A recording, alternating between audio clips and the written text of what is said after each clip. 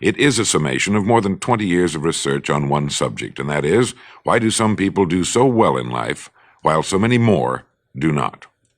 And the first thing let's talk about is the magic word. The experts call it the most important word as far as the results we get from life are concerned in this or any other language, and that word is attitude. It is our attitude toward life which will determine life's attitude toward us. Let's face the fact honestly that we shape our own lives, and the shapes of them will be determined by our attitudes. A person with a poor attitude toward learning, for example, isn't going to learn much until he changes his attitude. If we take the attitude that we cannot do something, we generally will not do it. An attitude of failure, and we're whipped before we start.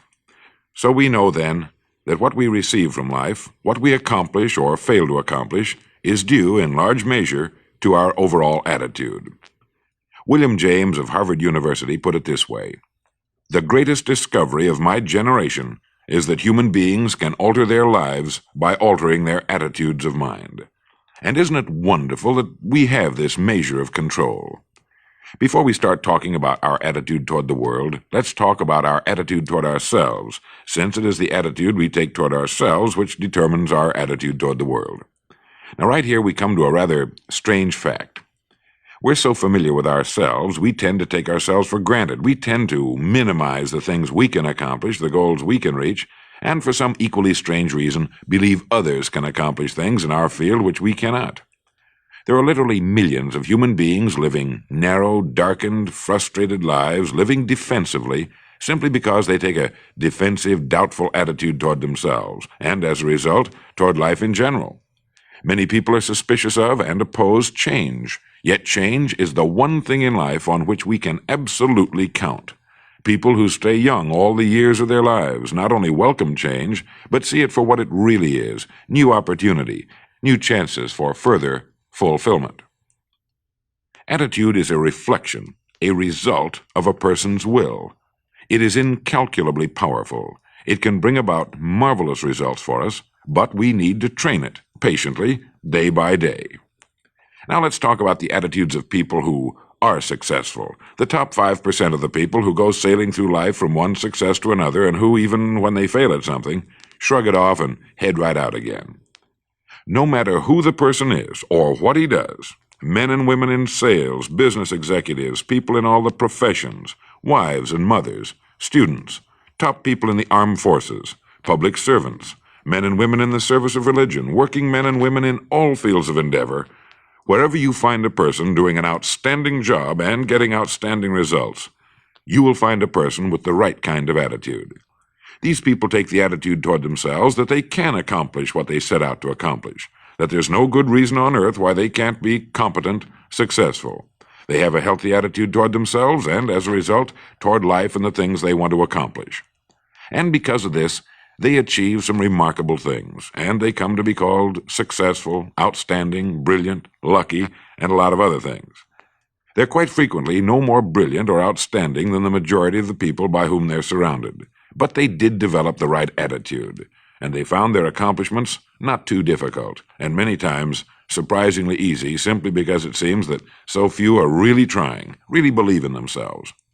Successful people come in all shapes and sizes and in widely varying degrees of intelligence, background, and so on. But they all have one thing in common. They expect more good out of life than bad. They expect to succeed more than they fail. If you want something worthwhile, take the attitude that there are a lot more reasons why you can have it than there are that you cannot, and set out to earn it. Go after it, work at it, ask for it, and 9 times out of 10, you'll get it. Our environment is really a mirror of our mental attitude. If we don't like our environment, we have to change our attitude first. Now, the world plays no favorites. It's impersonal. It doesn't care whether we change or not. Adopting a good, healthy attitude toward life doesn't affect the world and the people in it nearly as much as it affects us. It would be impossible to even estimate the number of jobs which have been lost, the number of promotions missed, the number of sales not made, the number of marriages ruined by poor attitudes. But you can number in the millions the jobs which are held but hated, the marriages which are tolerated but unhappy, all because of people who are waiting for the world and others to change toward them, instead of being big enough and wise enough to at least make a test which will prove beyond any shadow of a doubt where most or at least a big part of the trouble lies. Studies made of the lives of literally thousands of successful people have shown that they radiate confidence, assurance, they expect success, and they get success. You can spot these people by the way they walk, by the way they look and act. You can feel it about them when they enter a room. They may be short and fat, or tall and thin, or any combination in between, but they have about them the attitude of success. In the record Greener Pastures, I'll get into this next statement, but right now I want you to realize, if you don't already, that in 5 years or less, you can get right to the top of the work you're now doing. I know this, but the important question here is, do you know this? The minute you do know it, you'll have this right attitude I'm talking about. The easiest and most effective means of forming a good attitude habit is to begin to act as though you have a good, positive, expectant attitude toward life. That's right. Begin right now to walk, act, and look as though you belong to this group. If you're already in the top 5%, you'll know what I mean. If you've never tried it, you'll be amazed at what happens. Actions trigger feelings, just as feelings trigger actions. Now, let me tell you of a little test you can make which will prove beyond any shadow of a doubt that a good attitude can change a person's life as dramatically as walking from a darkened room into the bright, clear light of day. Not long ago, I read a line which went, "Life is dull only to dull people." This is true, but it also could have read, "Life is interesting only to interesting people," or "Life is successful only to successful people." Now, what I'm trying to say is that you must first become, mentally, from an attitude standpoint, that which you wish to achieve. A famous restaurateur was being interviewed by a reporter who asked, "When did you become successful?" He replied, "I was successful when I was sleeping on park benches, because I knew what I wanted to do and that I would do it." In short, his attitude had been one of success, of expecting success, long before the material, the tangible rewards of success had been earned. Remember that a person must act, look, and because of these things, feel successful before the success he seeks can come. Chances are you know people who seem to be what others call lucky. All kinds of good and wonderful things seem to happen to them, and they give the impression of happily sailing through life, having a wonderful time, and getting more accomplished in a year than most people do in 5. This has been figured out fairly scientifically, and if anyone will conscientiously go about the test I'm going to recommend, and stay with it every day for the next 30 days without fail, that person can join this small, happy, and extremely productive group of people. He'll find himself becoming lucky, as they say, and most of his problems will pretty well take care of themselves. Of this you can be sure. The results will be nothing short of amazing. Now, it makes no difference how good a person's attitude has been in the past. Anything can be improved upon, and it's the small refinements upon something already good that makes it great. So here's the test. For the next 30 days, act toward the world, everything and everyone with whom you come in contact, with the attitude which represents the kind of results you want to achieve. That is, if the result you want is more success in what you're doing, act as though you are already in possession of the success you seek. If you want others to treat you with admiration and respect, treat others with admiration and respect first. Have you ever stopped to think of this? Every human being on earth is the most important human being on earth as far as he or she is concerned. You may never get anyone to admit it, but it's a fact. So for the next 30 days, treat every person with whom you come in contact as the most important person on earth, remembering as you do so that as far as that person is concerned, he is. Now, the reason I say treat everyone in this fashion is mainly because this is the way human beings ought to treat each other, and because it will help you form a habit that will bring you amazing and delightful results for the rest of your life. Have you ever noticed that the higher you go in any organization of value, the nicer the people seem to become? You see, the bigger the person, the easier it is to talk to him, to get along with him, to do business with him. Do you know why? It's because he's got a good attitude, and people with the best attitudes just naturally gravitate toward the top. So for 30 days, act toward others and the world at large in exactly the same manner you want the world and others to act toward you. Treat your wife or husband as the person he or she really is, the most important person in your life, and the same with the children. Carry out into the world each morning for 30 days the kind of attitude you would have if you were the most successful human being on earth. and notice how it quickly develops into an habitual attitude. When a person does this, he should realize he has already placed himself on the road to what he seeks. He is right now in the top 5% of the people in this or any other country. He has prepared the ground and planted the seed. He has made of himself a magnet, an embodiment of that which he seeks.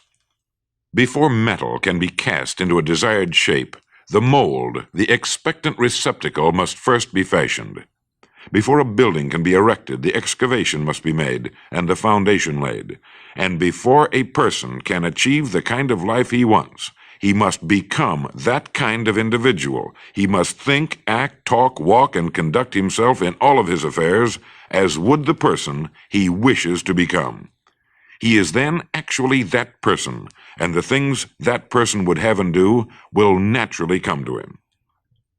Almost immediately, a change will be noticed. Irritations that used to frustrate and annoy disappear.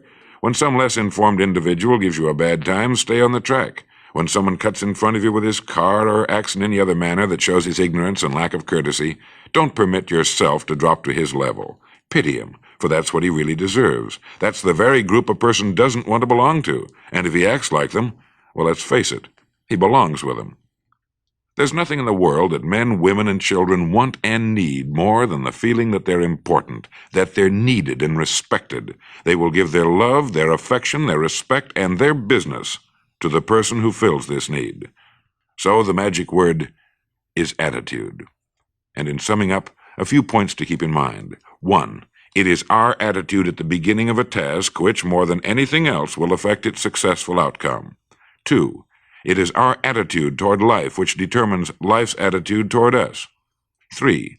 We are interdependent. It is impossible to succeed without others, and it is our attitude toward others which will determine their attitude toward us.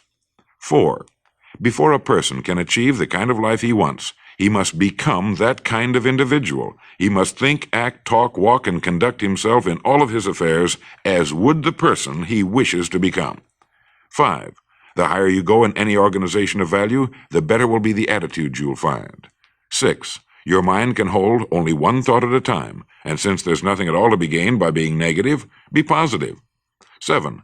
The deepest craving of human beings is to be needed, to feel important, to be appreciated.